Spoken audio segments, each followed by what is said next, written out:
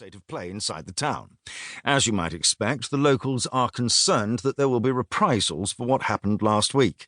"No shit," Black commented. "Shut it, Scylla," Flash said, using the nickname he knew that he hated. Ripon continued. "As you know, the army entrusted security in the town to the local Shiite militia. Our intelligence suggests that the militia in the town is part of the Badra Brigade. These are men who have been trained in Iran. They are heavily armed and affiliated with Ayatollah Muhammad Abdel Hussein, a prominent cleric who only returned from exile in Iran in the last month. The locals have been reluctant to criticize the militia, but those who did said they were outlaws." Ripon clicked, and the image of the town was replaced by a grainy image of a man captured by a telephoto lens. He was wearing a black turban and robe and was surrounded by other men in similar garb. "This is Abdul Hussein. We have confirmed that he is currently in the town and living at this house." Ripon clicked, and a picture of a small 2-story house replaced the photograph of the cleric. Sullivan leaned forward. "Where's that?" "Near the Haj Jalil Mosque."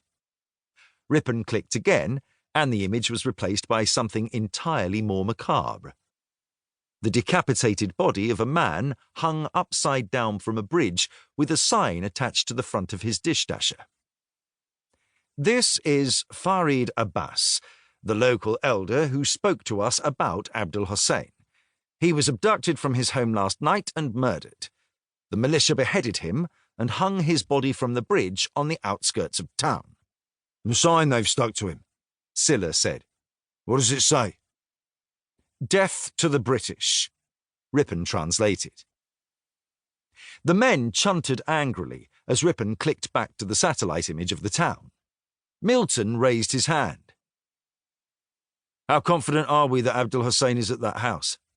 "Very," Ripon said. "We've had UAVs on station since last night. He was seen going in just before 10 after the murder, and he hasn't been out since." "So when do we go in and take him out?" Ripon shook his head. "We don't."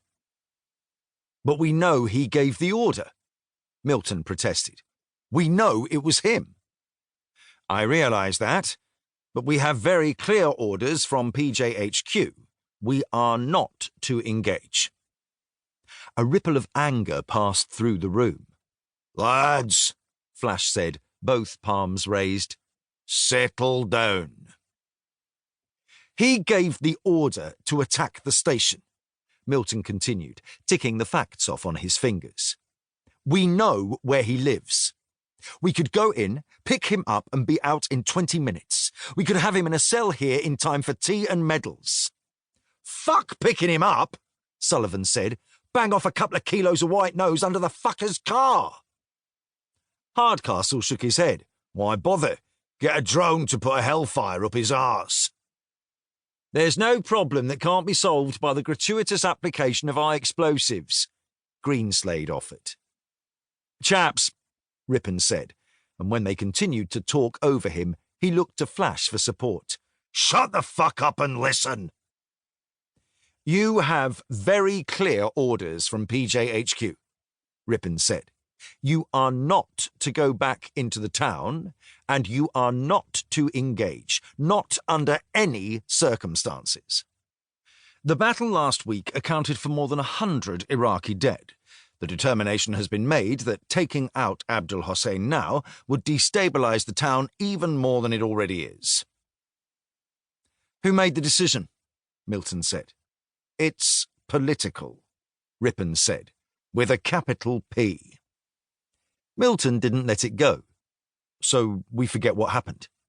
"No, we don't. You're right, we do know who was responsible, and he will be brought to justice. The order has been given to pacify the town, but to do it properly this time, in numbers.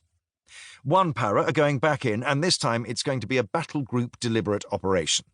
They'll find Abdul Hussein, and he'll be arrested and given a fair trial. We can't afford for this to look like a kangaroo court. The locals need to know that there's due process and that we'll follow it." Ripon turned to Flash.